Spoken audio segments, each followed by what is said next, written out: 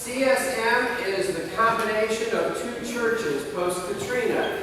The historic African American Church, Central Congregational Church, and St. Matthew United Church of Christ, which was a German church here in Carrollton. And we are pleased to be able to welcome you here today.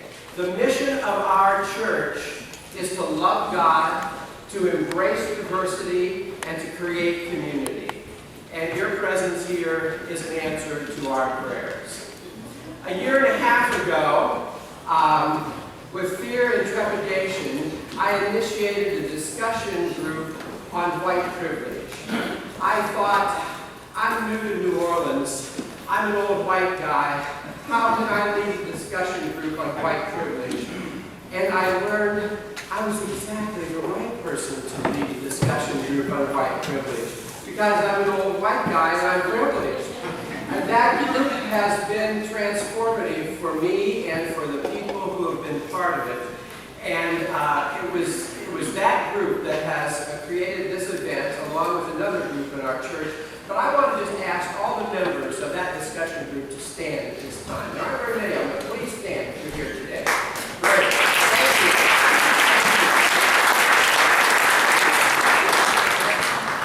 And then I want to introduce to you Willard Hill. And he'll talk about another group that is our co-sponsor today. Great, good morning. Good morning. Yeah, my name is Willard Hill, and what we want to do in following the traditions of the United Church of Christ is to be a fountain, a base of justice and mercy. I'm not much on reciting Bible verses, but my favorite is Micah 6th chapter, 8th verse. It says, and what does God ask of you?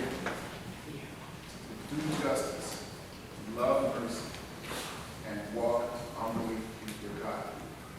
Simple. Now, in connection with that, we've begun some things that we call social wealth, that we call justice and mercy initiatives, which means that any member can come forward with an idea and get support. Let's do it. So back in 2017, we started with letters of support for the Criminal Justice Reform Act, and we managed to crank out 400 letters to the state legislature, and it passed.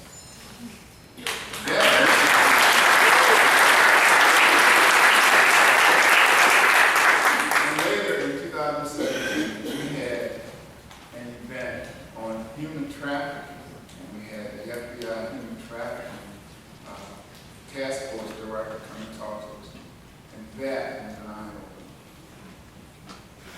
This May, we had representatives from the FBI, Drug Enforcement Administration, U.S. Attorney's Office, Odyssey House, and State Police come and talk to us about the opioid crisis, and they did an incredible film, just amazing.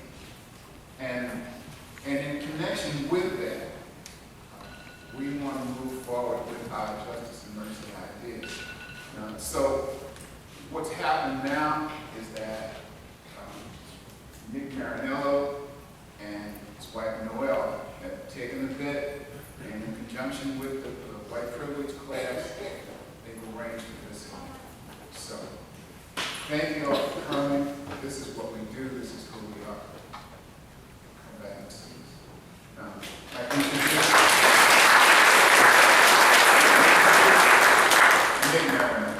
Thank you, Willard.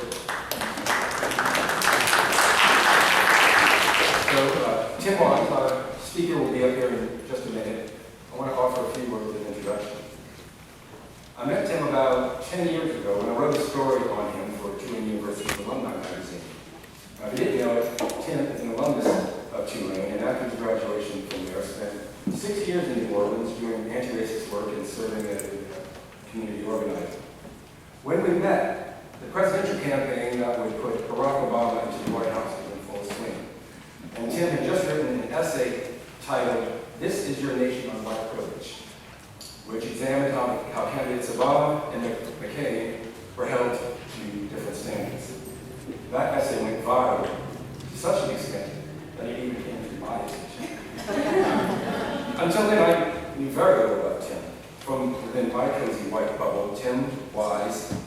person was about gender, seemed like kind of a wild man. A prophet wandering the wilderness of America's racial discourse. Maybe clothing, camel hair, maybe locust honey. And to be really honest, I was a little scared of the assignment, and I was more than a little afraid of Tim. It seemed to me that he was kind of dangerous. Not in a glassy-eyed, mugshot kind of way, but in the way he weaponized his intellect, his vocabulary, his sense of syntax, and his crazy ability to parse data and turn it into facts that lead to truth. And I don't think I was quite ready for that. But in talking to Tim and through reading his work, my bubble became more permeable. I began to hear some of the concerns, fears, and frustrations that Black folks have been talking about forever. And no one was better than Tim, the irony of the fact that it took a white guy to put me in touch with those voices and onto a career path toward justice. And I am now just so grateful to be on that path. And it is with gratitude that I invite Tim to step up to the pulpit. Everybody.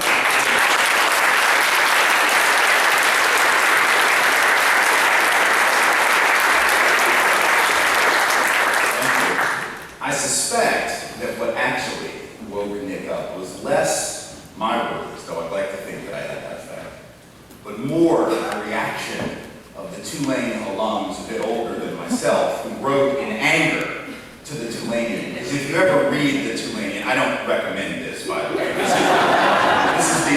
a lot better things you can read, but except when Nick's writing an article for them, and then it's fabulous.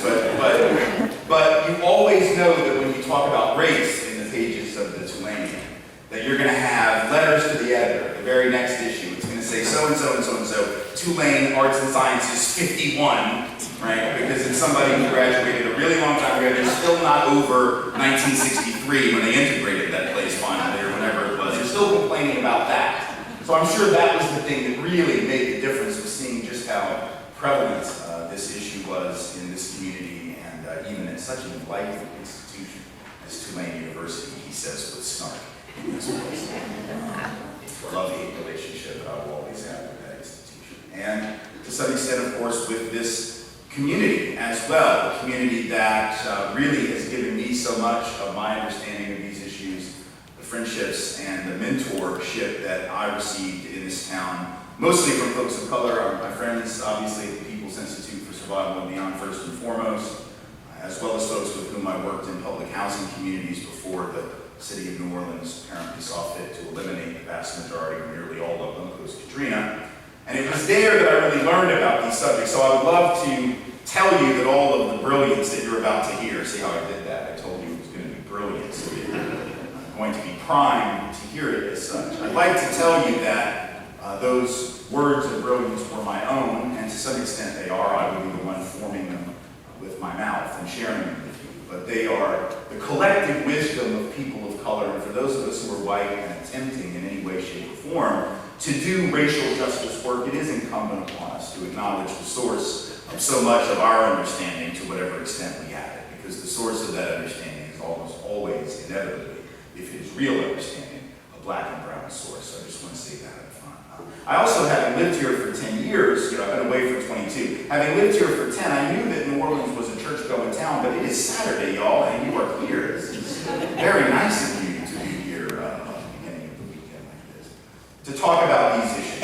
And I want to start the way I have been starting a lot in the last year, by saying that I guess there is some good news and some bad news about this moment. And I think we all sort of can intuitively know what the bad is, or at least a broad range of what the bad is. But I will say this for this particular moment. Many of us who do racial justice work, in fact, any of us who do racial justice work, during the period of the Obama administration, had an incredibly difficult task, right? And that task for that 8 years was what? You know what it was. It was to convince white people that racism was still a problem. That was our job, and it was exhausting, right? Because an awful lot of white folks, would say things like, well, we obviously can't have a problem with racism anymore, certainly not at the institutional level, and we certainly can't have white privilege as a problem anymore, because if so, how could this black man possibly become president of the United States? And I'm sure you'll all agree that that made perfect sense, just like it would make sense for me to say that sexism had been eradicated in Pakistan because Benazir Bhutto, a woman, was elected there twice. I'm sure, of course, she's been assassinated since, so it lets you know how much some people love her. But you get my point, right? Obviously, the election of one single individual from a marginalized group means that the systems of oppression that have existed for generations have been wiped clean. Well, obviously, that's absurd to us in retrospect.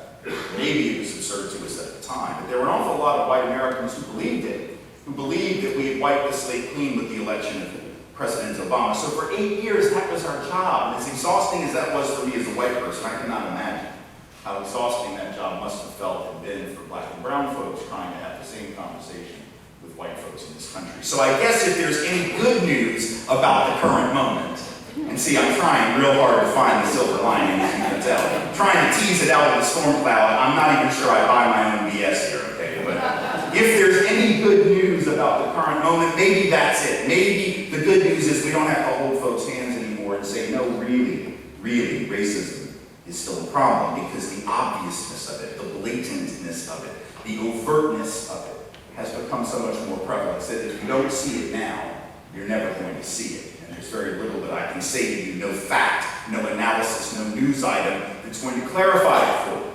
But it's so much more obvious, whether it's the rhetoric of the President of the United States, family separations at the border, the calls for greater stop and frisk and profiling, the 20% increase in hate crime activity since this administration came to power, those white boys marching around in Charlottesville last August with their tiki torches, because, nothing says white supremacy like a bunch of 21-year-olds in polo shirts with torches that they got at Pier 1 yelling white power. Nothing says we are the master race more than that. I'm sure you agree. All of that happening are helping to clarify, if we're open to seeing it, the reality of racism in the modern era. Of course, there is bad news too, right? So just as I think there's good news, we can see it now, there is bad news. The bad news is that when we see that uptick in overt hostility, whether it's Charlottesville, whether it is this burgeoning white nationalist movement, this resurrected, or really not even resurrected, just this reanimated white nationalist movement that's always really been with us as a country, whether it's the rhetoric of the president, when you see all of the obviousness, my concern in this moment, other than just how horrible that is that it allows the rest of us, white folks, to feel like we're off the hook. It allows us to get distance, because we can look at those Nazis marching around with their swastikas and their other white supremacist symbols, and we can say to ourselves, wow, I sure am glad I'm not like that. And I sure am glad I don't know anyone like that. And oh my God, isn't that terrible? Who are these horrible people calling for the creation of a white ethno-state? My God, can you believe anyone could be this racist? As if we forget that it was nearly 30 years ago that 6 out of 10 white people in this state voted for a man who said all of the same things, who supported all of the same things, and the next year 55 out of 100 of us voted for him again for governor. So, some things aren't really all that new, and they don't only involve Nazis, because when those 60% of white Louisianans voted for David Duke, I dare say 6 out of 10 white people in this state are not actually Nazis. I'm going to go out on a limb and assume that 6 out of 10 white people aren't actually Klan members or neo-Nazis, and yet they were willing to vote for someone who was. So what does that tell you? It tells us that the problem is never the extreme. The problem, the average everyday folks who gain distance from it, act like it's not our problem, and turn away from solving the problem. But I'm going to tell you right now, the problem of racial inequity and institutionalized racism in this country was not created by David Duke. And it was not created by those boys in Charlottesville. It was not created by Richard Spencer, the titular head of the resurgent white nationalist movement. It was not created, I dare say, by Donald Trump. They are all symptoms of this problem. The fact that the typical white family today has 15 times the net worth of the typical black family, 12 times the net worth of the typical Latinx family, is not the result of neo-Nazis and Klansmen. That is the result of the system and a culture that we share and about which we have not done enough to generate equity. Right now, black households headed by college graduates, hear me, black households headed by college graduates have less net worth on average than white households headed by high school dropouts.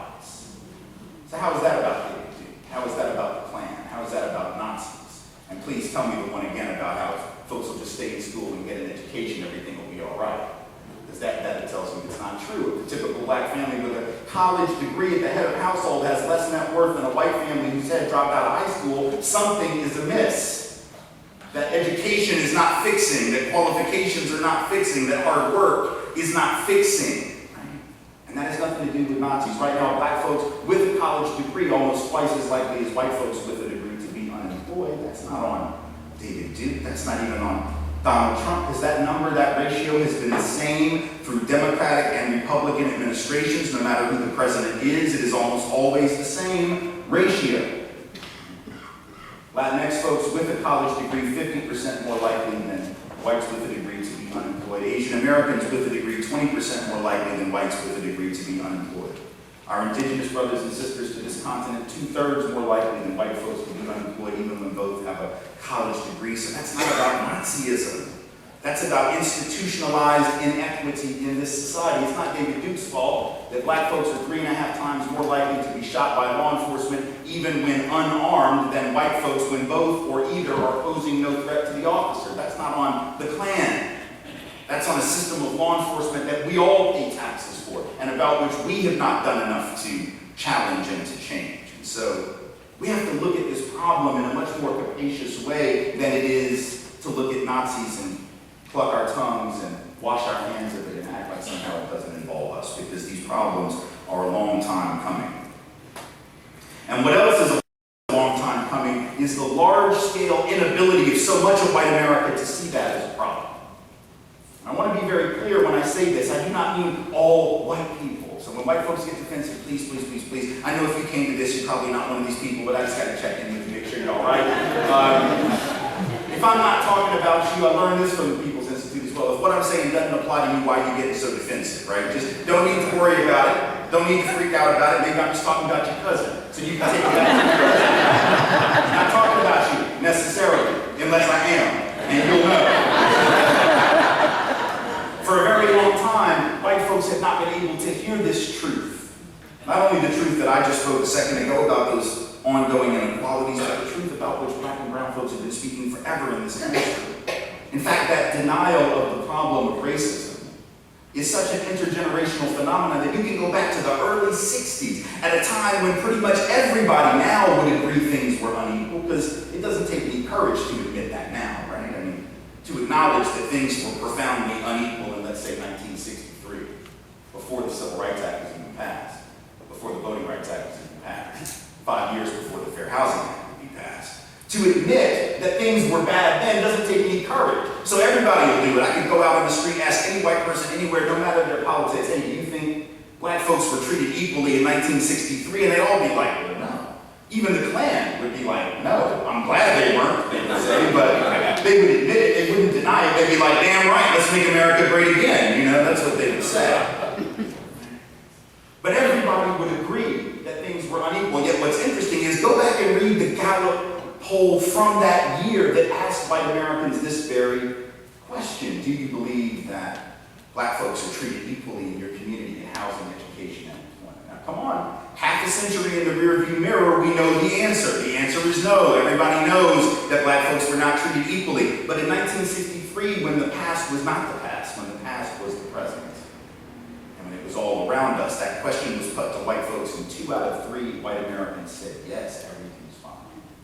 That was the year of the March on Washington, y'all. That's the year that Medgar Evers got shot down dead in his driveway in Jackson. That was the year that George Wallace stood in the schoolhouse door and said, segregation today, segregation tomorrow, segregation forever, right? It's the year that we consider a high watermark in the history of the civil rights struggle, and yet 2 out of 3 white Americans basically watching the news every night, watching those black children and families be hosed down and dogs turned on them in the streets of Birmingham, and 2 out of 3 of us are like, yeah, what's going on? What's the problem?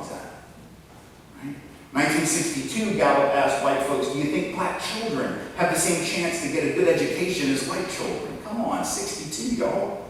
8 years after Brown v. Board, but it's well before they actually tried to do anything to create real educational equity in this country. So the answer is no. Black children weren't getting as good an education, but when they asked the question, 85 out of 100 white folks said yes.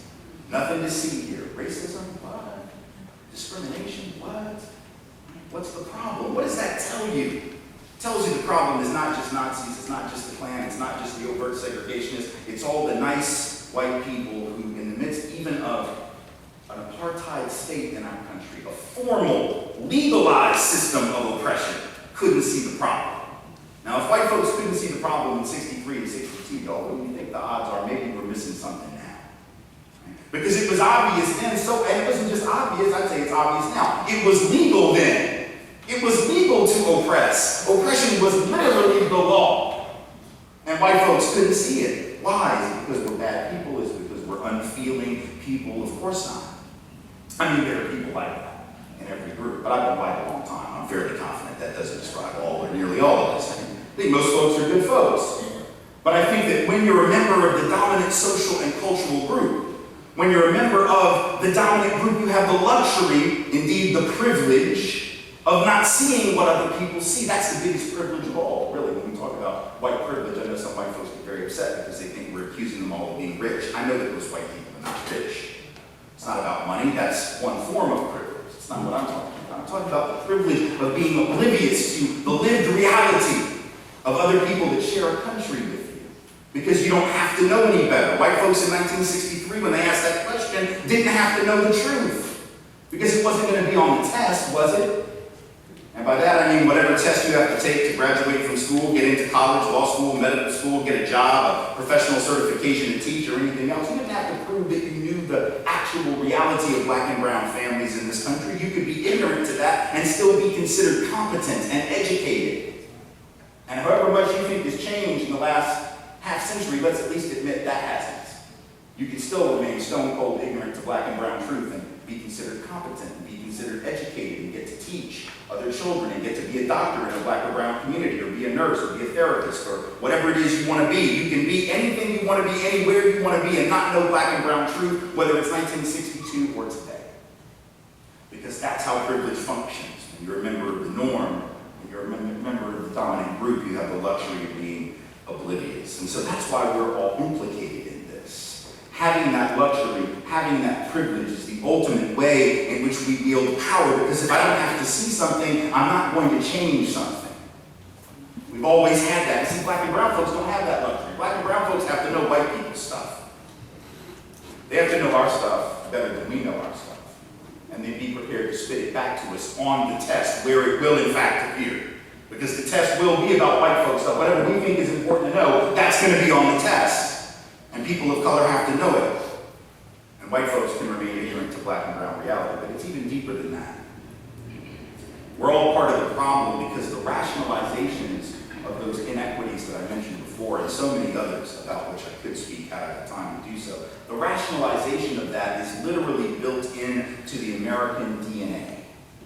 What do I mean by that? Well, let me tell you a little story to sort of set the scene and explain what I mean. A couple of years back, I have two daughters, 17 and 15, so given that we're in a church and y'all are praying people, feel free to say a prayer for me. Whatever time you feel appropriate. But when they were 12 and 10, so 5 years ago, I was driving them from their school to the dance studio in downtown Nashville, where they were both in the dance company, this particular dance company, they're both dancers. And this is a drive that we make virtually every day, and have been making to get to this particular studio virtually every day for a year. This particular drive on surface roads from the school to the studio downtown takes about 8 minutes. And about halfway from point A to point B, every day that we make the drive, we find ourselves driving through a public housing community in Nashville that's right down from the school. And on this particular day, we were stopped at a red light, waiting for the light to change. Now, like I said, we make this drive all the time. I'm fairly confident that my children, in particular, let's say now my 10-year-old, Rachel, had noticed the racial demographic of the community before, because we made that drive every day. But this was the one day she decided to actually say something about it. So as we're sitting there, stopped at the light, she looks around and she's in the back seat. She says, "Daddy, why is it that this neighborhood is pretty much all black?" And I said, "Well, now that is a very, very good question." And I felt very good as a parent. I was like, damn, my 10-year-old is doing urban anthropology in the back of our iPad. This is good stuff. I was very proud in that moment. But more importantly, I felt very good about myself, because honestly, if you're a parent, right, there are times that your kids will ask you questions and you don't have any idea what the answer is. She had asked me like the one question I actually might know the answer to.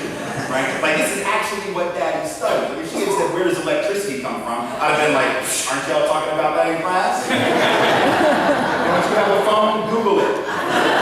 Or I would have said what all parents say when we don't really know the answer to something. We're just like, well, I don't know. What do you think? That's our problem. That's what that means, you know. When you say, what do you think? That means, I don't have a clue. I'm hoping you do. But she asked me a question that I actually studied. Like, when you ask me about the racial demographic of a community, I sort of got that, okay? So I'm excited because I'm getting ready to show off what I know, which is always like, take your victories where you can when you're a parent of a 10-year-old. But then something happened as I was getting ready to offer the answer. And I knew I couldn't offer like a PhD level answer, right? Because she's 10 and we have like 3 minutes before we're going to be at the studio. So I had to break it down in small bites. But I had my little elevator speech about the history of racial repression in housing that I figured I could make age appropriate for the 10-year-old and the 12-year-old who was in the front seat, her sister. And then something happened that I didn't know was going to happen. Right as I had the answer right here in my throat, ready to share it and explain this to her, this thing happened that I did not know would happen because I am an only child. Therefore, I was not prepared for it. But what I learned that day was that when a younger sibling asks a question of a parent in the presence of the older sibling, inevitably and without much delay, the older sibling will offer their own damn answer just to let you know how much they know and to show up their sibling. I didn't know that was a thing, but I learned that day that it was. And so here I am with my answer. Remember the question, 10-year-old says, Daddy, why is this neighborhood pretty much all black? Daddy's got the answer. 12-year-old jumps in and says, redlining. I was like, what?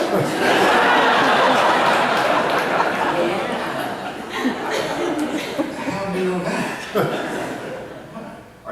You just know things? I was like, did your mom give birth to a sociological savant? What is that? Like, I don't know. And then the 10-year-old was like, I don't know what that word means, Dad. I'm like, I don't think your sister does either. But that was one hell of a guess, actually. Now, to be honest, it was wrong, a little wrong, but I'm gonna give her credit because when she's 12, you know. It's actually not redlining that explains why that neighborhood is black. It is redlining that explains why it's poor.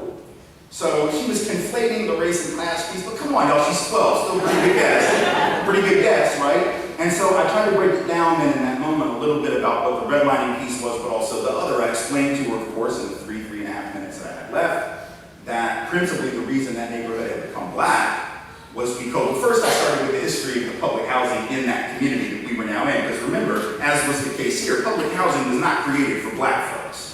It was created for white folks. In fact, black folks were kept out of them. When St. Thomas was constructed, which was the first public housing community completed in the entire United States, that wasn't for black people. That was for working class white folks, and all around the country that was the case, but at the same time, roughly, that they were creating quote-unquote public housing, they were also creating what? Additional loan programs like the FHA loan program, later the VA loan program, later the GI Bill benefits, right? Which theoretically were open to everybody, but we know in practice they weren't. For the first 30 years of the FHA program, 98% of the benefits were given to white families, $120 billion with a B dollars worth of housing equity loan, preferentially to white families to allow them, working class folks now, to allow them to escape the cities and the poor neighborhoods in which they had been living and move it out to the suburbs where only we could live. So this process and this pattern of discrimination against black and brown folks, not letting them move out from the cities, and then subsidizing white flight, actually making it cheaper for white folks to move to the suburbs, is how the neighborhood became racially specific. How it became poor was then the redlining that we all understand, where banks literally would draw red lines around black neighborhoods. Anybody who lived within the borders of that red line on the map was not going to get a loan, right? It didn't matter what your credit history was, your employment history, your educational background, how much money you had in the bank already, none of that mattered. You weren't getting a loan. So the neighborhood was starved of capital at the very same time that it became racially specific, and thus the neighborhood looks the way that it looks. So I give her this thumbnail sketch, and we get to the studio, and I'm feeling pretty good, and I asked them, does that make sense? And they said, yeah, and they were appropriately horrified. They seemed to get it, right? So I let them out of the car, and as I was driving away, I was feeling pretty good about myself for having broken it down in a way that the kids could understand. But then this feeling of dread came over me, right? And it was a feeling of dread that said, what happens if I don't know the answer to that question? And think about how many folks wouldn't know the answer, particularly white folks. See, black and brown folks sort of know it in their bones because they've lived it. So to some extent, a black family can break that down for their child when they start wondering the question most of the time. But for white families, how many of us have never heard that history? Because where would we have learned it? Like, did they talk about that in history class? I took AP history, y'all. That's the history for smart people. That's what they tell you. But apparently we weren't smart enough to handle that truth, so they didn't tell us that. The only way I learned about it, I don't think I even learned about it in college. Maybe a little bit, but it was really being out in the community, talking to folks in this community, learning the history of how that was done here, learning the history of how, in addition to redlining and in addition to subsidizing white flight, how they took the I-10 and plowed it through what? The Tulane, the oldest free black neighborhood in the history of this country, and then the 7th Ward knocked down businesses, knocked down places where folks were living, knocked down how many hundreds of oak trees, and took out that neutral ground that used to be a place for folks to come together as families on the weekend, just so they could have the interstate get you out of town. And then painted oak trees on the stanchions, just to remind you of what used to be here. That process of urban renewal, which really meant black and brown folk removal. Between 1950 and 1969 in this country, 20% of all black housing lived in by African American folks was knocked to the ground. 1 out of 5 dwellings knocked to the ground over a 20-year period to make way for office buildings and parking lots and interstates, etc. Right? But if you don't know that history, and why would you? We don't talk about it, the media doesn't talk about it, politicians don't talk about it, city planners rarely want to talk about it. If you don't know that history and your child asks you a question like that, how did this come to be? What do you do? And what does your not knowing the answer mean for that child? Do you think, let's say for instance, if my kid asked me and I didn't know the answer, what do you think? My kid's going to stop wondering? You think she's going to just drop that question and move on to something else? Or do you think she's going to keep wondering? See, I think she's going to keep wondering.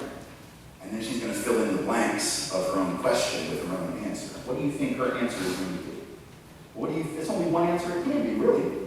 It's the answer that this culture gives her and gives all of us if we don't understand the history and the context of what we're looking at. And what is that answer? You know what it is. Because it's the one thing that we've all been given. It's the one thing that no matter your race, your ethnicity, geographic location, where you grew up, if you grew up in this country, even if you immigrated here and have been here for more than a minute, we've all been taught one thing in common. If not by our parents, by teachers. If not by teachers, by preachers. If not by preachers, by the media and the politicians who run the country. What is that one thing? You know what it is. It's the secular gospel of this country. It is Genesis 1:1 of the Bible of Americanism. And it sounds like this. In America, you can do anything you want if you just put your mind to it. So wherever you end up is all about you. Right? The notion of meritocracy, the notion of rugged individualism. It is our secular gospel. But if I tell you that all of your life, that where you end up is all about you, and the choices that you make, and the effort that you put in, and then you look around and you see profound inequality, what is your default position to explain that inequality? If I don't give you the context, if I don't give you the history, if I don't clarify it for you because I don't know the truth, your default position is, well, I guess these folks are living like this because they're just not as good. Because if they were as good, they'd be living like that. And the people over there that live in the quote-unquote nice neighborhoods, they must just be better. So now racism becomes a default position. And you don't have to be taught it by David Duke. You got taught it by America. Woven into the DNA of our basic ideology. Sexism becomes a default, because if men are disproportionately here on the hierarchies and women are disproportionately here, now we assume, well, I guess women just don't work as hard, don't want it as bad, don't value their careers as much, maybe they just don't have the same amount of talent as guys do. Classism, the class system, including that which harms millions of poor white folks, becomes rationalized. Right? It becomes accepted because we say, well, those white folks living in a trailer in West Virginia, clearly they're inferior, because if they weren't, they wouldn't be living like that. So in other words, these inequalities become completely logical to us because of the basic workings of our core system of ideology. Let me just clarify for you real quickly, just in case there's any confusion. There's no such thing as a rugged individual. We pump this like it's a thing. There's no such thing. If you don't learn anything else today from this talk, that would be a shame. But if you don't learn anything else, please learn this. There's no such thing as a rugged individual. There's no such thing as an individual, y'all. Abstracted from their social context. That's why I always trip when people say things like, well, I work for everything I have. I came from nothing. What, were you raised on an island by a porpoise? Did you not have family?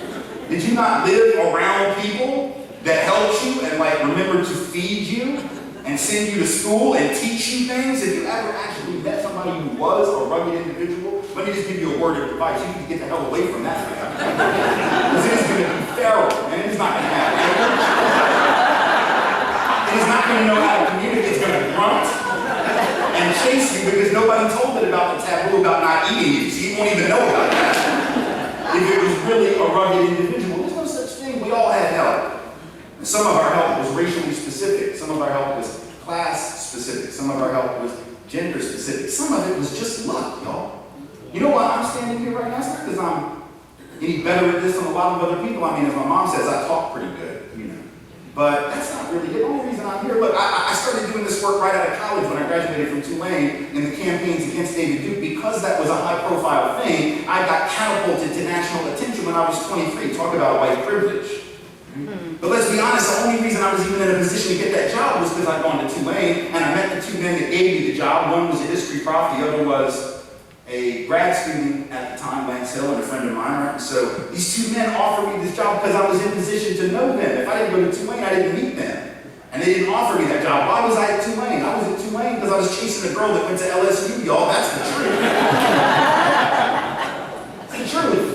We were both high school debaters. She was from Lafayette. I was from Nashville. We met on the debate circuit at a debate camp. It's geeky, isn't it? The debate camp in the summer between junior and senior year of high school. And I had no idea that I was going to go to Tulane. I wasn't planning on that. I was planning on going to Emory in Atlanta and being on the debate team. They were recruiting me. And I told Monica this, and she's like, oh, no, you can't go to Emory. If you go to Emory, we'll never see each other. And I, in the manner of a damn fool 16-year-old in love, was like, oh yes, of course, okay, I would completely change my entire world plan for you, having been dating you for 7 months, because we know those relationships always last.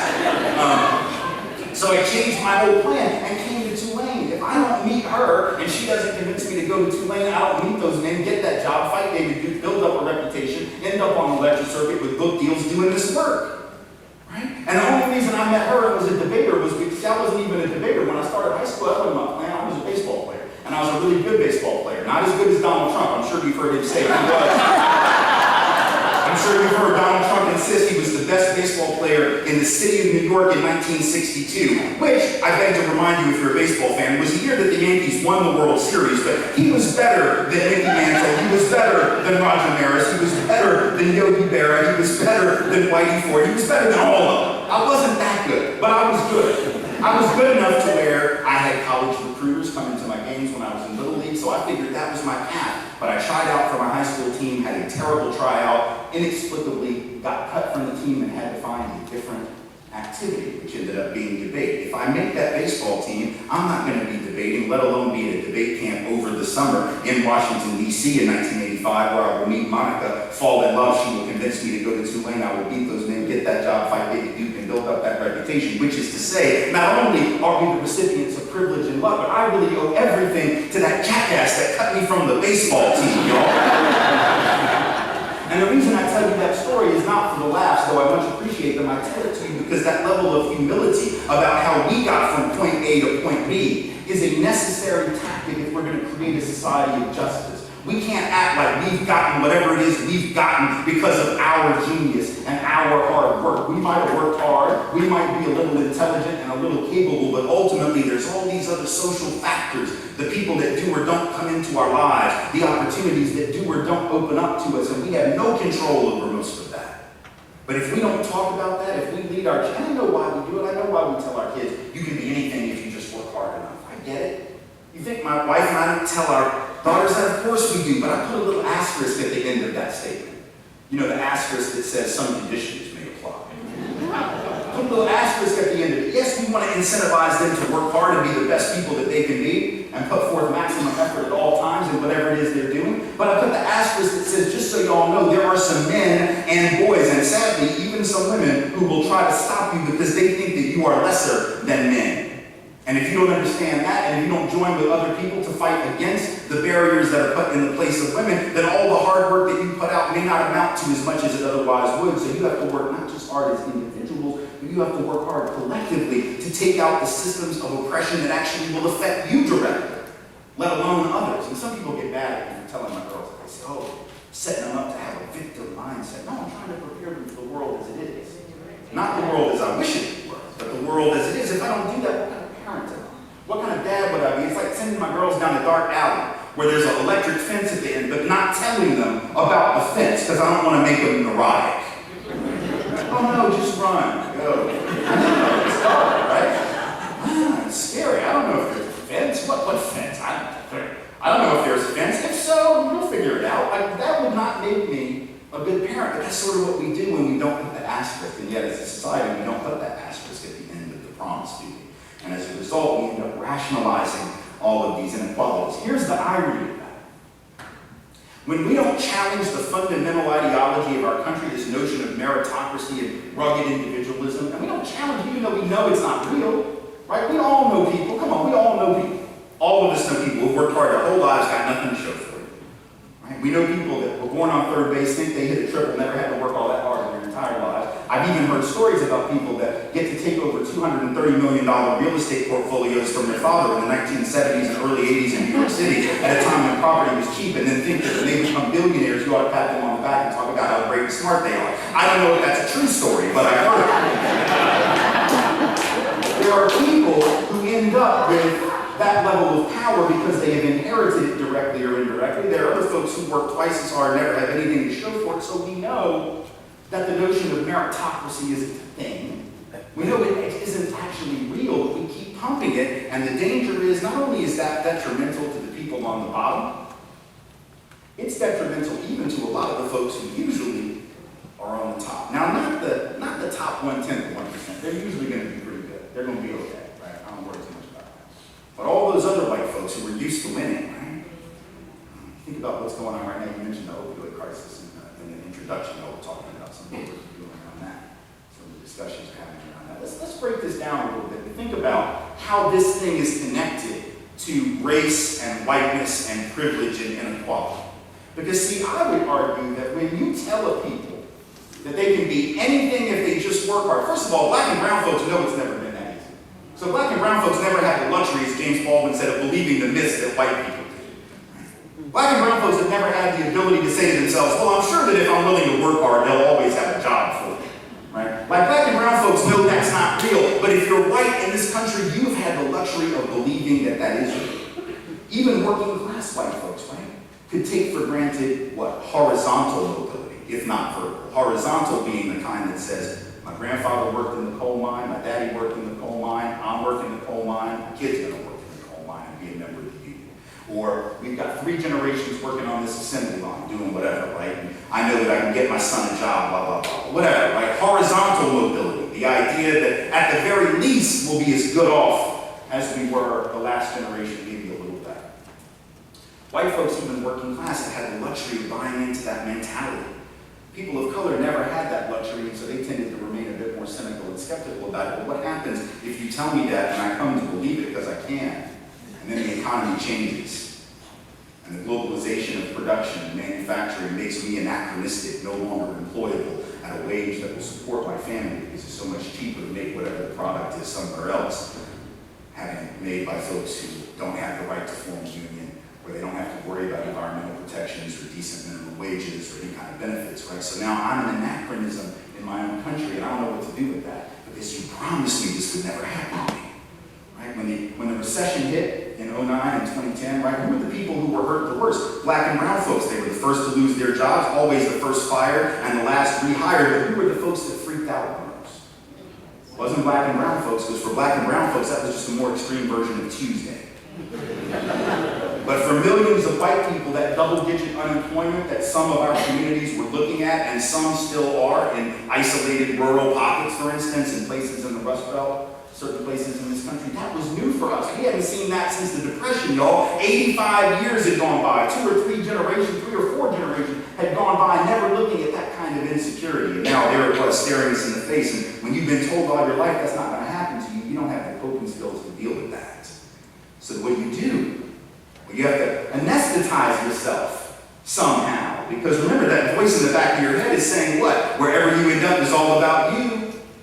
So if you didn't make it, if you're struggling, there's something wrong with you, you must have made bad choices, you must not be working hard enough. How do I calm that voice in the back of my head? How do I shut it down? I gotta do 1 of 2 things.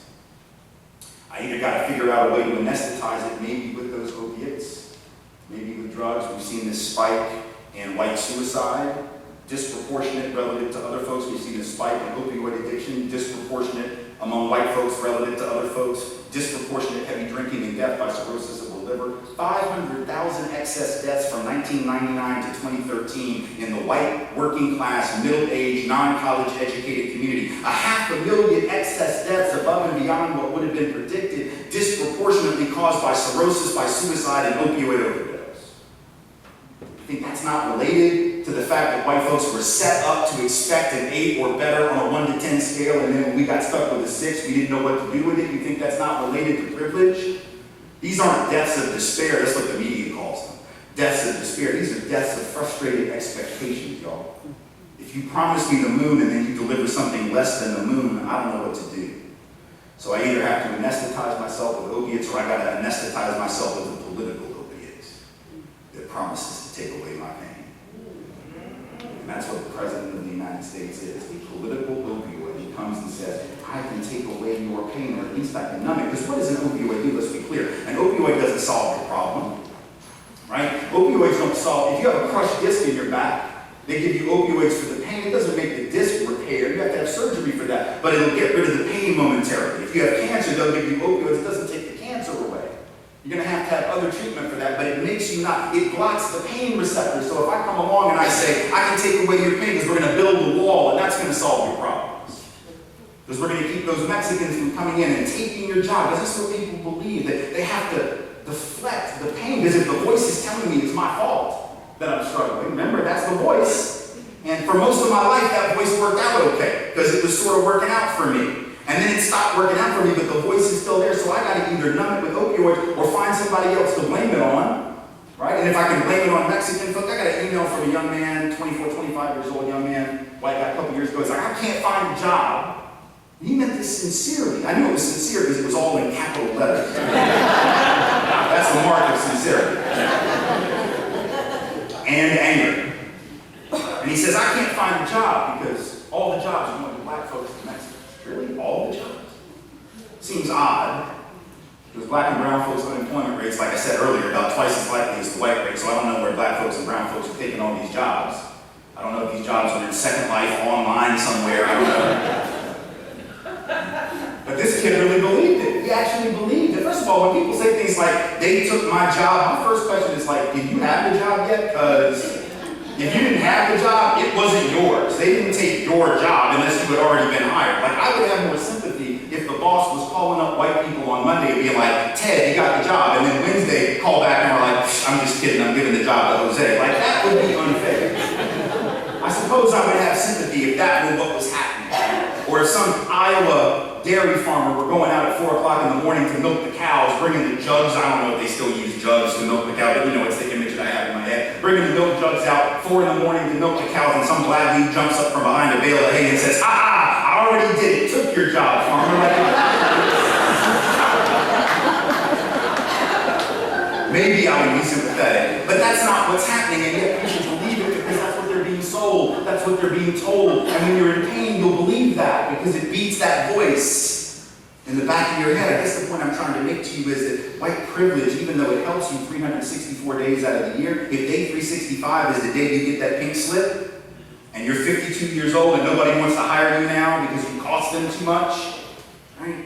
And you don't know, and you don't have anything saved for retirement. You don't know how you're going to pay the bills for health care, how you're going to pay for kids' college or whatever it is. What do you do? See, that is a setup. In a sense, privilege and inequality, though the primary target and victims of that are the people at the bottom of the system, it's a setup for virtually all of us. Because the minute that system breaks down is the minute that we're not ready and we don't know how to cope. So it's interesting, right? When we got here today, some of the folks at the church showed me that y'all had been leafleted with these signs, you know, that have been going up around college campuses that say, it's okay to be white. Right? This is what the white nationalist thing is now. This is their new mantra. It's okay to be white. Just those words on a white piece of paper, and they put them up all around, and we paste them all around. Here's the irony of that. First of all, no one said that it wasn't. But the irony of that expression, right, is, you know, who are you trying to convince when you say that?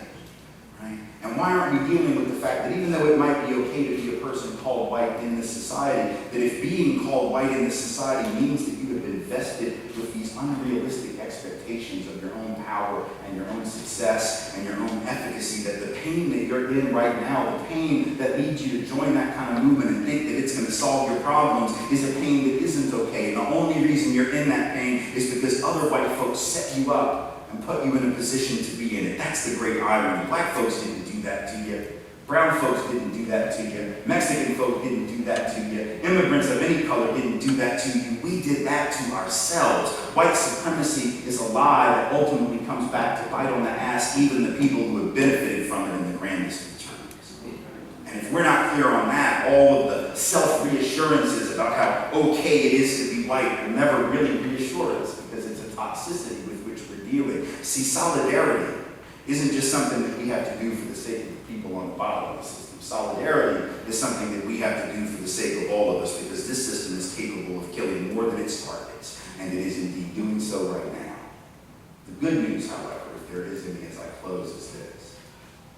At the end of the day, I don't think we have to despair nearly as much as maybe we're given to doing. You know, after the election, a lot of people said, this is not normal. This is not normal.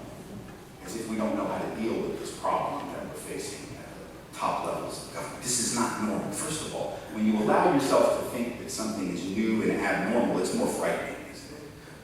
Right? So I remember when I was a kid, I had this superpower, not the one I wanted, which was to be able to fly. You never had that one. But I did have a superpower. My superpower was that I could get out of nightmares by blinking my eyes really hard. Right? So if I was being chased by a monster or somebody, blink really, really hard, and I would wake up. And it was great. It was a fantastic skill set. Right? So whenever I was having a bad dream, I would do that. Now, it didn't always work. Usually the times it didn't work, it was when the monster that was chasing me was one I hadn't seen before. Right? So if it was a new monster, as opposed to the one that I escaped last Wednesday, it might take me 3 blinks. It might even mean that it won't work at all that night. It may take me a couple of nights, and so that particular night I just have to go hide, right? But the point being, when the monster is new, you don't quite know how to handle it, and it's more scary, it's more frightening, it's more disturbing. But the monster you know you can handle. Let me explain to you, this monster that we are facing is not unique. This monster that we are facing is not new. There's nothing new about rich white men telling not rich white people that their enemies are black and brown. There's nothing new about that. That is the oldest play in the American political playbook. It goes all the way back to the colonies. It was the thing that actually split so-called white people from people of color in the first place. It's the thing that created white people. Because I beg to remind you, there were no white people until about the mid to late 1600s, when all of a sudden it became necessary to literally create us as such. Yes, there were Europeans, of course, and we had spent most of our lives killing each other and looking for the witch. That was the other part of European That was the other part of European history. We were big on that. Looking for the witch and killing each other. Right? AP European history in a thumbnail sketch. But we weren't white until the rich looked around and realized they needed more people on their team, because you had poor African folks and you had poor European folks, just one level above them, indentured servants in many cases, who realized they had more in common with each other than they did with the illegal landowners. So the risk of rebellion was real. Places like Virginia, Bacon's Rebellion in 1676 and others. And so now the rich look around, the rich can count, and they realize they're heavily outnumbered. Better create some policies and some rhetoric that can divide and conquer these folks. So all of a sudden, we're getting rid of indentured servitude, aren't we, for now called white people who are now part of a team they didn't even know existed a month earlier, or a year earlier, 10 years earlier. And now we're taking those newly minted white people and putting them on the slave patrol to keep black folks in line, being able to take advantage of what W.E.B. Du Bois would later call the psychological wage of whiteness, right? The wage that says, I might not have much, but at least I'm not black. I might not have much, but at least I'm not Mexican. I might not have much, but at least I'm not Chinese labor brought in to build the railroads. I might not have much, but at least I'm not native and indigenous to this continent. And that psychological wage kept us divided and kept solidarity from happening. It is the oldest play in the playbook, nothing new under the sun, and that's important for us to understand, because it means that we can take heart from the struggles of prior generations. We don't have to reinvent the wheel, we just have to keep rolling in the same direction as those who have come before us. And I realized this viscerally about 2 weeks after the election.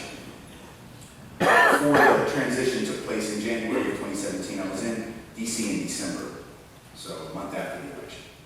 And I had the opportunity to go to the, and if you haven't had the opportunity, please do go. If you have had the opportunity, by all means go again to the relatively newly opened Museum of African American History and Culture. It's about 500 yards from the back door of the White House. And go to the side of the mall. And I go in there, and it's a very important time to be there. A lot of people sort of wondering what was going to happen, nervous about what was going to happen. We go in, and we walk around, and if you've been there, you know some of the artifacts there are truly stunning. Emmett Till's original casket is in that museum. Nat Turner's Bible is in that museum. There are incredible displays. There is this one particular one very interesting, a statue of Thomas Jefferson, that's sort of shrouded in darkness, and behind it is a granite wall with his pretty words written. You know the words, all men are created equal, endowed by their creator with certain inalienable rights, among these life, liberty, and the pursuit of happiness. And it's a very interesting contrast. You see these beautiful words on the wall. Now keep in mind, when Jefferson wrote that, he only about 212 people, so clearly he did not mean it. But he wrote real pretty, right? And so here's a statue of him shrouded in darkness, and these beautiful, lovely words on the wall. And behind him, in between him and the big, beautiful granite wall, there's this dark wall. You can't quite tell what it is until you get up close on it, because the lighting is very dim. And you realize that it's a makeshift brick wall. I think it's actually probably paper mache, but it looks like it's brick, right? And on each brick on the wall, there's a name. And first, you might not know what the names are, but if you look real closely, or if you ask the docent, they'll be happy to tell you that the bricks and the names on the bricks represent what? The names of those 212 or so human beings that Thomas Jefferson owned, even unto his death. And it's at that moment that you begin to realize something, standing in this space and looking at these beautiful words that are on the wall behind a man who clearly didn't mean them, but words that are nonetheless lovely and worthy of our emulation, adoration, and actual creation of those as real things, not just words on the wall. You start to realize that at the end of the day, the system of which Thomas Jefferson was a part, and a system he defended all the way until his death, never fundamentally changing his mind enough to free his own human property, that system was taken down. It was taken down by the committed actions of black people and white folks in the abolitionist struggle, working in solidarity. Ultimately, a war had to be fought to end it, but by God, it ended. And that is not something that we can forget at a moment when we're wondering how these new monsters are going to be slain. If Thomas Jefferson could be laid low, and the system of which he was a part could be laid low, I promise you, we don't have to lose this time either. And then you keep walking through and you see the pictures of George Wallace, and you see the pictures of Jim Clark on the Edmund Pettus Bridge beating protesters within an inch of their life, and you see Bull Connor hosing down children with water cannons and running tanks through black communities, and you see Lester Maddox axe handle, he being the former governor of Georgia who used to run black folks out of his restaurant, out of his eating establishment with an axe handle, chasing them out, yelling racial slurs. You see all of these things, and you remember that George Wallace is dead and black folks are still here. Bull Connor is dead and black folks are still here. Jim Clark is dead and black folks are still here. Lester Maddox dead and black folks are still here. Overt segregation, dead, black folks still here. And I promise you that if all of those monsters could be brought down by the committed action of committed people, that Donald John Trump is not the one, y'all. We will win this as well. Thank you for being here.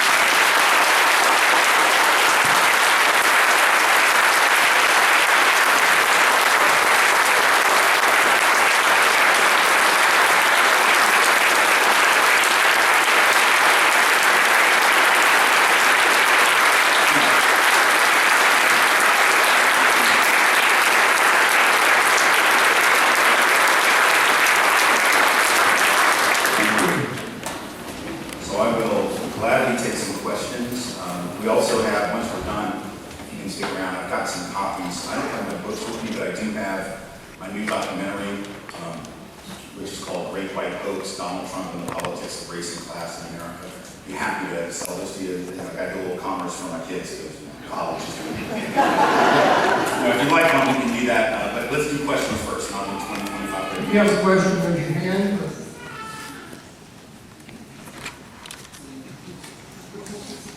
Yes, my question is relative to something that Governor Cornel of New York just said. When he said, America was never that great. Yeah. It strikes me that you basically just said the same thing. Yeah. And you said it very convincingly.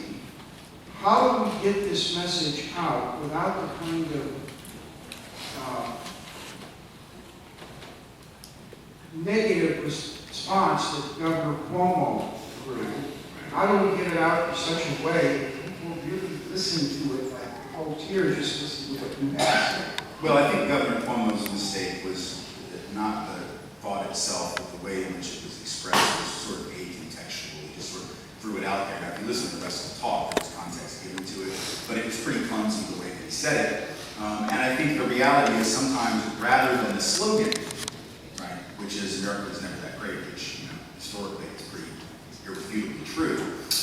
The problem with that is that slogans usually do lack context. And if we don't understand that the reason I'm saying that is that there's this history. In other words, that line needs to be at the end of the talk, not at the beginning, right? You have to lead up to that. You have to build up to an understanding of that. Because let's be honest, greatness is a process, right? Like my kids are 17 and 15. When they were 7 and 5, they were awesome, but they were 7 and 5.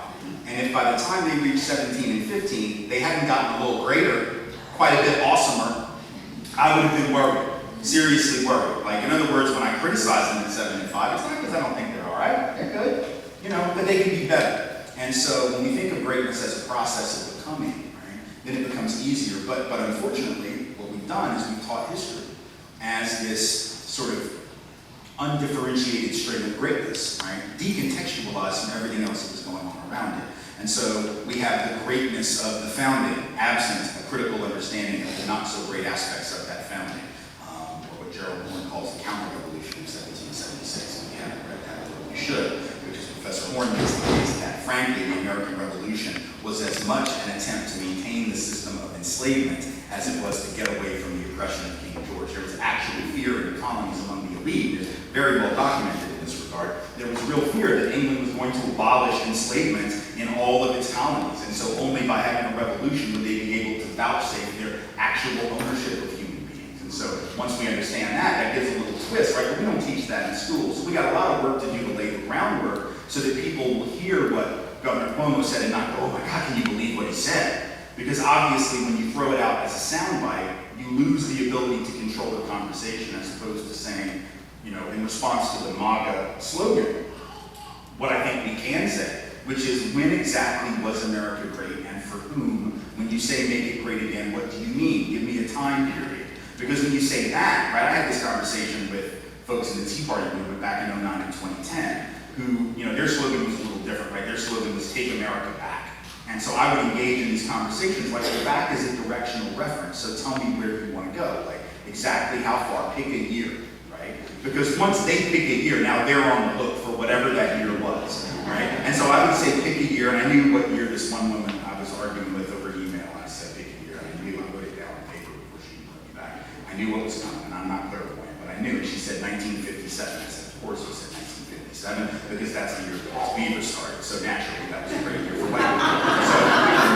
So she said 1957, and then I had the opportunity to walk her through a process of like, well, let's think about what 1957 was really like for people of color, for women like herself, right, for LGBTQ folk, for a lot of folk, you know, and once we finished that conversation, I don't think she changed her politics. I don't think she fundamentally came, you know, 180 degrees, but I think it was a much more open discussion than the one that has probably been joined by the governor's comments. And so I think we just need to build the capacity to hear that because we're so not capable of it right now as a country hearing anything critical about us. Thank you. So glad that you're here on Twitter today. First, I want to give some appreciation to Monica because she's the one who led you to this place today. So I think we all appreciate Monica. Wherever she is, I have no idea. Say thank you for all of us. No clue where she is. But that being said, I have been doing anti-racist work for over 20 years. I have studied with study circles where I trained as a facilitator, the People's Institute. And one of the things that I have learned and have seen mostly is that the people who need to hear these messages are not the people who show up. They were never the people who came to the programs to have conversations about anti-racism or what racism means to you, to me, to the country. And so my question to you is, that being the case, solutions? Well, first solution, I don't know that it's a solution, but first thing to keep in mind, at every point in human history that's been the case. At every point in human history, most folks never come into the room to fight for justice or to fight against injustice. We look back at the 60s, many of us who weren't there, because I was born in 68, so I certainly don't remember it, but we look back at that movement history, we have this very fuzzy hagiographic remembrance, because the way we teach it, it seems like everybody was in the streets, everybody was on the same page, everybody was fighting for justice, and a lot of white folks will tell you they all marched with Dr. King. And they all had lots of black friends, and they dated an Asian woman, and they had a dream catcher in their rear view mirror, and a great grandmother was all of that. But every white person would say they marched with Dr. King, when in fact, if they all had, they wouldn't be here having this conversation, this stuff would have been dealt with. But the reality is most white folks never went into that movement, I showed you the data, they didn't even see the need for it, right? So 2 out of 3 white folks didn't even see the need for the movement, let alone did they join it. Most white folks didn't join the abolition struggle, right? Even those who didn't necessarily own, because this is the other thing white folks say, my family didn't own slaves. Yeah, but did they speak about the ones who did, and did they challenge the ones who did, and did they join the movement to end that system? No. So most people are always complicit, and that's not just a white person thing, and that's not just an American thing, that's a human thing. Most people never raise their voice to fight injustice, and yet some do, and as a result of some doing it, we have seen progress as human beings in this and other societies, which leads me to believe that although it'd be great to expand the tribe of voices and bring more people in, I mean, the stronger the better for any movement, but the idea that we can ever expect to get, let's say, the 50% plus 1, the majority of people, it's not going to happen. I don't know what we need to end institutional racism, but I'll know it when I see it. It's like whoever Potter Stewart or whoever the Supreme Court Justice was, who said he didn't know pornography, but he knew it when he saw it. He didn't know how to define it, but he knew it when he saw it. Sort of the same thing. Like, I don't know. I know it's enough. We need enough, and enough is somewhere between 50% plus 1, which we don't necessarily need, and whatever it is we got right now. Because we don't have enough yet, but we don't need it. It's somewhere in between there. And the beauty of it is, once you let go of the need to convince 50% or the majority, then you can just focus on motivating the people who were already maybe down for the fight, right? Rather than trying to pull teeth. I mean, I'm all for trying to convince people of things, but we know from the research right now in social psychology that most people are not persuaded to change their views on things by facts, by data, by analysis. They might be able to be moved by personal narrative and by stories. And so that certainly can work. And I've known people who've come out of even the most extreme hateful end of the racist movement, but it's relatively rare. And the amount of time that we have to spend to try to bring people to enlightenment is time we could be spending mobilizing the people who already swear they're about something. Right? And so yes, I want the choir to be bigger, because preaching to it sometimes can become a bit tedious, but let's remember, I'm from the South, y'all. I've been around a lot of choirs. Right? And what I've learned about choirs is choirs need practice, because sometimes we're singing completely off key.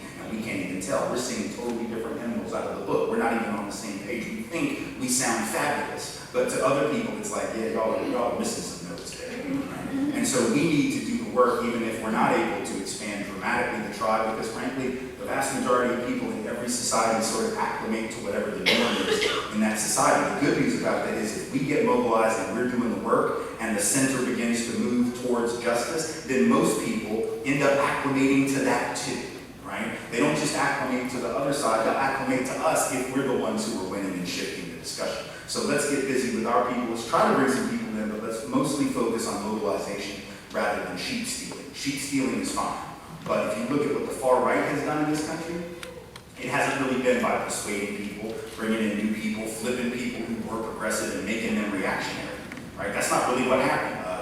The guy who was the head of the Christian Coalition, Ralph Reed, back in the 80s, some of y'all will remember Ralph Reed made a comment, I believe it was probably 1988, 89. He said, you know what, we don't need 50%. We don't need the majority. All we need is about 6% of the American people to be sufficiently mobilized, because everybody else will be at home watching Falcon Crest. Now, some of you young folks are like, that was a show, and everybody was watching it. Like 100 million people watched this soap opera at night called Falcon Crest. And so what he was saying, you could update that by saying people are watching Netflix, or they're doing whatever they do now, or watching YouTube videos, or whatever it is, or watching, Survivor, or whatever the hell show. But the point is, his argument was that most people are just sort of zoned out and not really paying attention. So if we're paying attention and we're doing our thing, we win. Well, his logic applies to those of us who are fighting for justice as well. Most people are not paying attention if we're doing our work. Justice wins. Next question. Next question. You spoke in the beginning about the lack of parity that African Americans have with white people. Do you think we have to wait until white people accept the message that you're giving for that change, for us to be having parity? Or should we as a people have a collective strategy to help ourselves out of that condition?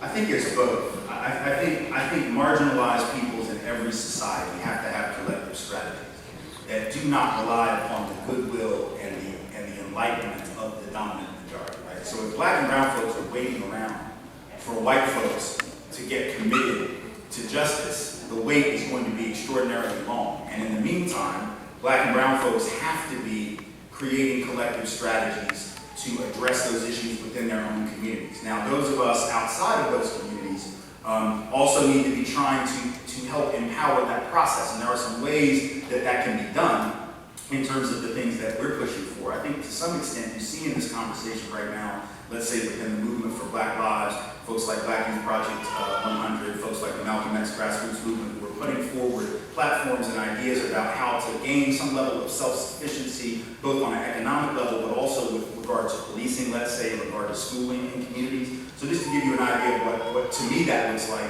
it means that I think we need to be talking very seriously about, in the meantime, as we're trying to get to parity, as we're trying to get to some true substantive government-imposed and systematized reparation practice and policy, we also need to be thinking about self-determination policy. So let's say with policing, for instance, one of the things that we need to be talking very actively about, and some of these folks, BYP 100, Malcolm X grassroots movement, others in the movement for Black Lives are talking about this, is this idea that when we talk about who's going to police a neighborhood, how do we make this decision? Well, right now, certain tests are given, you have to meet certain standards, certain physical standards, certain, whatever, and then you can be sent wherever. You can be policing in any community, whether you know the community or not. Why don't we start talking about self-determination in the sense of saying that communities of color, and particularly low-income communities of color, are going to have the right to decide who's going to police their streets. And we're going to push for a policy that says anybody that wants to be an officer in this community has to spend 180 days, what is that, 6 months or maybe 120 days, 5 months, whatever it is, 150 days, walking around the neighborhood, going door to door, meeting people in barbershops, meeting people in coffee shops, meeting people at churches, sitting on their porch, talking to them, almost like a community organizer for 5 to 6 months, getting to know people in the community. And then at the end of the 5 to 6 months, they don't have arrest power during that time, they don't have any power to crack heads or do anything, they're just getting to know people. And at the end of the 5 to 6 months, the community gets to vote, up or down, on each one of those offices. The community gets to say yes to that one because, I met him or I met her, and they seemed like they were pretty cool, and they had some pretty good attitude, and I learned about their families, and they learned about mine. But no, that one right there looks like they have a bad attitude, and we don't want them. Same thing for teachers. If we're going to have a city like this one that is turned over its educational system to this ridiculous hodgepodge of charter operators who we don't know, some of them doing better than others, but the whole thing, this experiment with children, this experiment with children's lives. But here's the thing, if we're gonna have a state and a community that does that and turns everything into charters, and what we ought to do is be prepared to take advantage of it for the sake of liberation and get black and brown folks together, create their own charter schools based on a freedom school model for Mississippi. Go to the state and say, y'all said you wanted charter schools, y'all said you wanted experimentation. Well, here's our experiment. We want a freedom school modeled on Mississippi 1964. And at least when they say no, you'll know why. And then if they say yes, and if somehow we can figure out ways to create those schools, I don't like the system they created here, but if they're going to create this structure, then liberation-minded people ought to try to run a truck through it and figure out how to take advantage of it.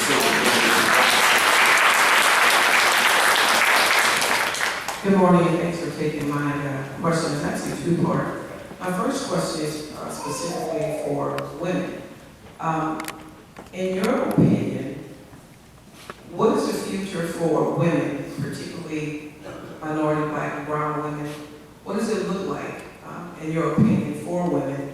And then I guess my big cause is, what can women do to continue to get this message out and continue to attempt to make the playing level even for us? Well, the future of the country is exactly, this is to paraphrase Baldwin a bit, it's something that James Baldwin said in 1963, and he gave to Kenneth Clark. He said at that time that the future of America was exactly as dim or as bright as the future of black people. That is to say that if black folks' future was dim, so was the country's. And if black folks' future was bright, so was the country's. And I would actually, as an addendum to his comment, I would say specifically that the future of this country, and really the future of the planet, is as bright or as dim as the future of women of color. Because women of color ultimately have, number one, always done the heaviest lifting in the struggle for justice, by definition and by necessity, have often and usually been the ones least appreciated for having done so, so much so that we don't know their names as readily as we know the names of the men in the movement. And so we don't know the elevation of those.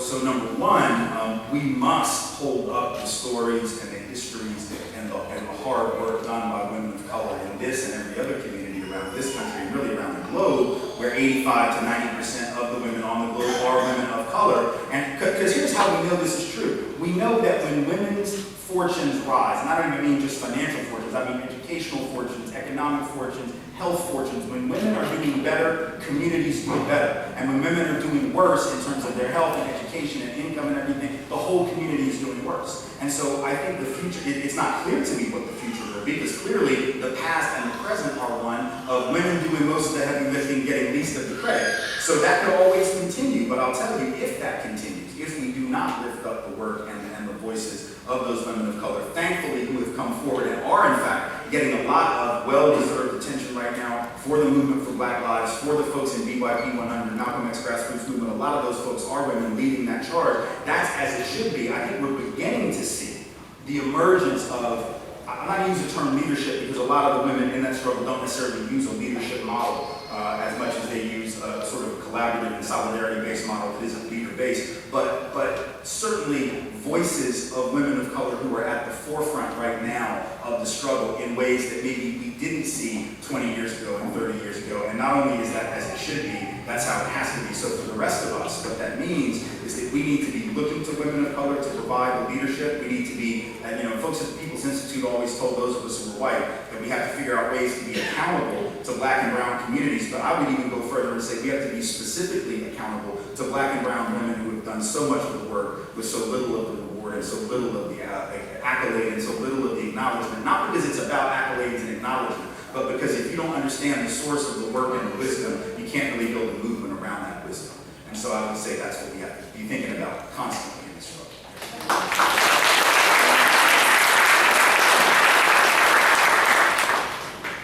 Mr. West, I just want to thank you for coming this evening. Just real quick, I mentioned earlier, David, Dr. Tucker, what do you think we as just normal civilians, we all come to community organizing events, but what can we actually do to affect real change in the political sphere with monsters like that?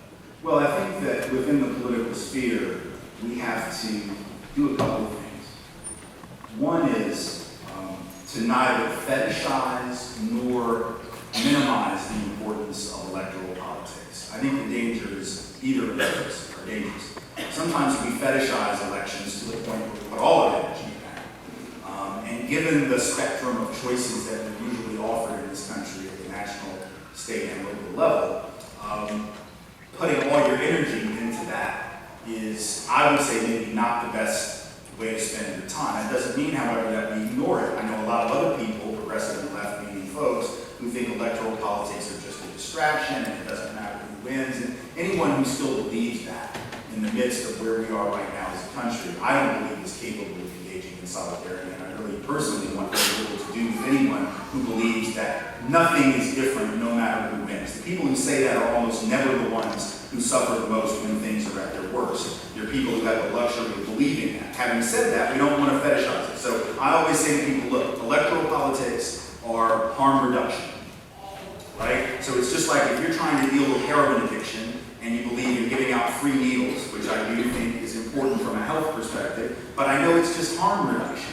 right? It doesn't end heroin addiction. It doesn't get people clean. It doesn't get people where they need to be, but it might stop the spread of disease and might save some lives. And so there's value in harm reduction. I think if we look at electoral politics as that, and we commit to going and being there and showing up and voting and pushing candidates to be as good as they can be, within an incredibly flawed system, then that's an important thing. But the key is what we're doing the other 364 days, not day 365 known as election day. So that means that we're in our community and we're going door to door and meeting people in old school ways, not just online, not just on Facebook, not just on Twitter, not just on social media, but actually meeting people where they live, sitting down and talking to them.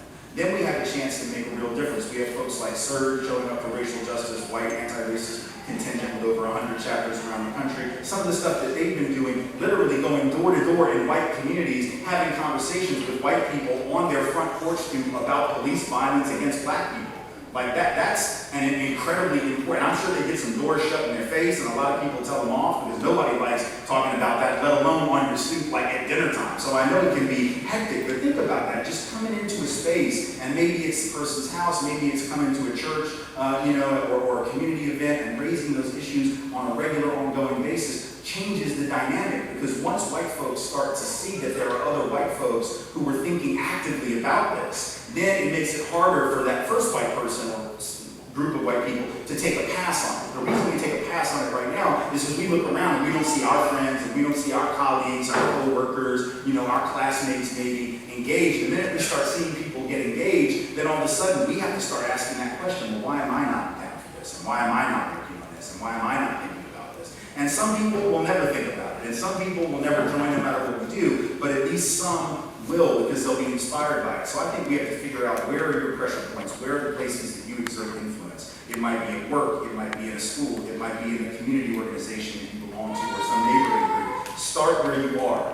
If everybody starts where they are and just focuses on what's right in front of them rather than trying to solve the whole problem, which none of us can do individually, then we stand a chance. And so I would say start locally, where you're at, talking to the people in your circle, and learning how to do that better. Because part of it is learning how to talk about these issues. And sometimes that's our spouse, or our partner, or our neighbors, or our colleague, the person that we sit next to at work, the person who sits at the desk next to us in a college class or a high school class. Sometimes it's as simple as that, and yet as complicated as that. Because if it were easy, we'd all be doing that. 91% of Trump's nominees to fill federal vacancies are white, and 81% are male. Do you have any ideas on how to stop that trend? Yeah, he probably has to be removed from office to stop that trend. And I say that quite seriously because I doubt that he's going to change his mind about what constitutes a qualified judge. Right? His whole notion of what makes you qualified is not only an ideological. Let's be honest. First of all, Donald Trump is not actually vetting any judicial nominees. I mean, the idea that he's actually like, give me 4 hours, I need to read over their judicial opinions. Nobody could possibly believe. He's not reading law school journal articles. He's not reading their opinions from the bench. He's not reading anything about them. People are doing that for him. And the people who are doing that for him define merit in a way that almost inevitably leads to those kinds of numbers, because the kind of people who are going to be meritorious in their mind are going to have a certain ideology, and that ideology is one that is in disproportionate numbers engaged by and believed by folks who are white and folks who are white males in particular. So my guess is those numbers will continue to be as such, whether they are confirmed or not, or whether they are blocked in the Senate. In terms of who's nominated, I don't think that's going to change until he is no longer the individual making the nomination. So that's the simple answer. But the longer term answer about how do we change those kind of numbers, regardless of who the president is we have to really engage this conversation about what the Constitution is and what the jurisprudence of the society ought to be. And this is a conversation that ought not just happen in law schools, and it ought not just happen among these very erudite legal scholars. We all ought to be having a conversation. Do we really want a method of constitutional interpretation that is beholden to what men who wrote the Constitution over 200 years ago believed to be appropriate? Is that actually what we want? What's ironic is the founders themselves, several of them, said that's not what we should have. It's in the Federalist Papers. They actually thought the Constitution was a living document and would change every few years. People like Jefferson actually said we needed a revolution every few generations. So they clearly didn't think of it as this dead document that we should just refer to for all things. But that is the prominent judicial philosophy of the right. Why are we not having that conversation? I realize that for some that seems an abstract conversation, so some people won't get involved in it, but we should be having that debate. Do we want our Constitution to be interpreted based on the beliefs of and the feelings of people hundreds of years ago, at a time when injustice was woven by definition into the fabric of the society? Or do we want to interpret those pretty words in a modern context and figure out where we want to go as a country? That's the only way we're going to change those numbers in the long run, is if we begin to have that discussion. Yes. Tim, this is going to be our last question. Okay. Hi, I'm Carolyn Mobile, and I'm speaking so I apologize. Oh, please. That was very nice of you to pass so far. I appreciate it. Well, because I'm concerned about one thing. In our upcoming elections, there are no Democrats that stand a chance, and the Republicans are just fighting for who's got a picture with them closer to Trump. And I'm wondering, I want to dive deeper into harm reduction, because the progressive group that I'm a member of, we're in the midst of debate over whether to vote or whether to choose the one that is furthest away in the picture. Right. Yeah, it's hard because when you're in a situation where you know that the outcome is somewhat foreordained, at least in terms of which parties will win, then you have to play a game of, well, do you want the one who's the least bad, which is what common sense would say. But if they're all sort of really just different mixtures of horrible, then maybe not voting is a just thing. I'm not saying that we should always vote in every election. Obviously, if you have 3 truly terrible possible candidates or 2 truly equivalently bad candidates, it's not a question of like, well, David Duke or Richard Spencer. Like, no, in that situation, you can definitely choose to abstain and be on the side of the angels. But I think that, and that's, like right now there's an example in Kansas, right? They just had the election for the primaries for governor. And Chris Kobach, who's the right-wing guy that helped Trump sort of lie about voter fraud, has won the Republican nomination. And there was a big debate among Democrats and independents, what would be better right now? Because if Kobach is so far to the right and so extreme, then maybe it's better to have him be the nominee because then he's easier to beat. But then there are others that are like, yeah, but then what if he wins? And like, he's so terrible. These are real dilemmas. And I don't know that there's any easy way. Sometimes you want the person who's just the worst person because they look so ridiculous that they discredit the whole movement. But then there's that real fear of what might they do? And so I don't think there's any easy way to resolve that dilemma. You have to resolve it for yourself in consultation with others in terms of what you think is best. But clearly, in the medium to long run, the key is it's going to be important in places like Mobile and all around the country where maybe at present there are not Democrats or independent candidates or even Republican candidates who are more reasonable and who want to blaze a different path than, let's say, the current political path that so much of the Republican Party is on. We're going to have to find those people, and those people are going to have to step up and try to do what's right for their community and for the country. And I do think we will begin to see that. I do suspect that over the next couple of years, we're going to see a pushback among non-Trumpy Republicans, however many of them are left. Last one out the door can turn off the lights, I suppose, but there will be some. And independent candidates and Democrats as well, who are all not going to agree on everything. They're going to have disagreements, but I think they're going to try. They're going to be people who are going to try to save whatever might be salvageable within the Republican Party that isn't about Trumpism, and independent candidates who want to blaze a path that's different from either of the 2 major parties, even in those kinds of communities. Because let's be honest, there's a long and storied tradition in the South that we ignore sometimes, and in places like Alabama, of very clear progressive organizing of strong labor unions and people that have been fighting for justice going all the way back, well over 100 years, tapping into some of that history, finding candidates who can speak to that history and put themselves in a long tradition of social justice activists in the places where now you don't expect them to be, but where historically they were. We can recapture that and maybe find people who can run for office in those kinds of spaces in the short run. However, it is probably the case that it is going to be a choice in certain communities between varying degrees of horrible. And as someone who lives in Tennessee, I certainly know that that's often the case at the local level and statewide level. And it's something that every one of us who cares about progressive justice issues has to decide for ourselves.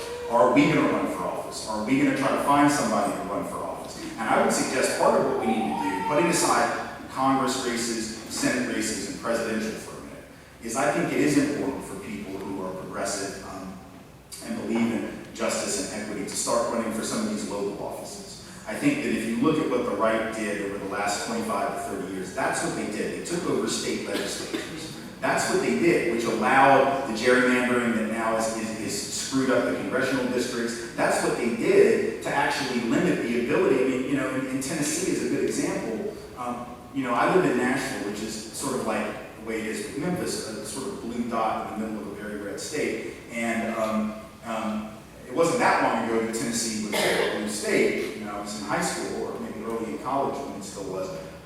But Nashville still is. And yet when Nashville tries to pass any kind of progressive legislation, so Nashville, and New Orleans has seen this with living wage, and it's happened here as well, right? That in Nashville we try to pass a living wage ordinance, we try to pass LGBTQ protection on city contracts, we tried to pass some zoning regulations for affordable housing, we tried to pass a rule that I think 40% of people working on Davidson County Nashville contracts would have to be Davidson County residents, and in each of these instances, the state legislature essentially overrode home rule of the community. These are the same people that say they believe in the government that's closest to the people governs best, but when the government that's closest to the people, i.e. the city of Nashville and the city council of Nashville says we would like to do these progressive things, the state comes in and says, hey, you can't do any of that.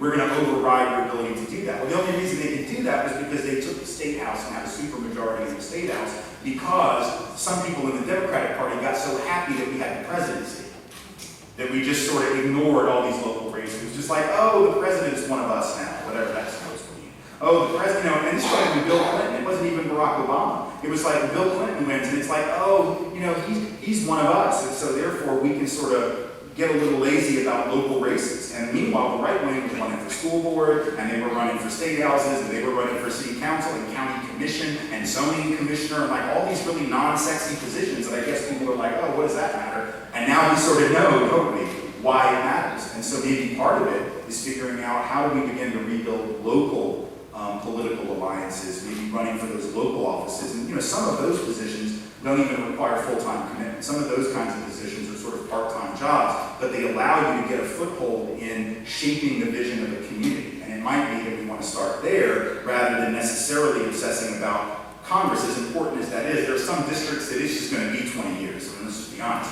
But in the meantime, let's think about the local, let's think about the state level, and how we can bring a different kind of politic to that institution, because that ends up having an influence over even congressional elections, because it affects the way that voting districts are drawn.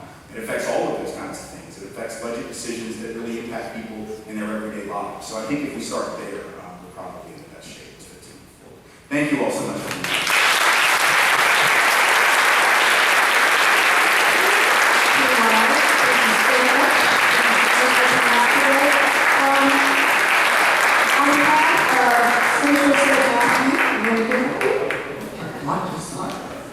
On behalf of Central St. Matthew, the United Church of Christ, the Justice and Mercy Initiative, the White Privilege Discussion Group in this church, we want to thank you for coming out and speaking with us today. Thank you so much for sharing that wealth of knowledge, for dropping those pearls with us.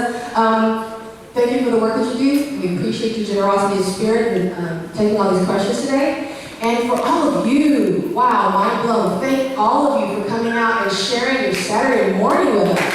Thank you so much. Thank you so much. And we also pray that you heard something interesting, insightful, helpful, elucidating in some way, shape, or form. And if you did, and you'd like to dig deeper, continue this discussion, just continue the conversation, Central St. Matthew in the near future will be hosting a follow-up discussion event. Noel's going to tell you more about that shortly. But in the meantime, you should have gotten a little handout when you came in. On one side had information about Tulane Live, on the other side had information about the church. So if you'd like to come tomorrow, 9 a.m., White Privilege Discussion Group, we're there, go for us. And we also have service at 10 o'clock. We'd love to see you there. Noel's going to come and tell you more about the follow-up process for the discussion group. Thank you so much for coming. I won't be giving you much more in terms of detail. We're still going to be figuring that out based on the response that we get. How many people sign up on the sign-up sheet. But we will be back in touch with sign up, talk about some of the possibilities of following and get more information from you on your pages and available.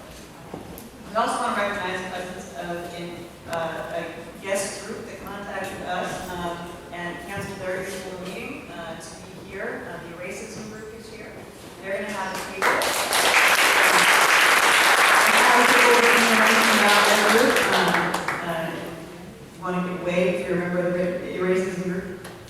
So, and I guess I did say refreshments. We are going to have refreshments.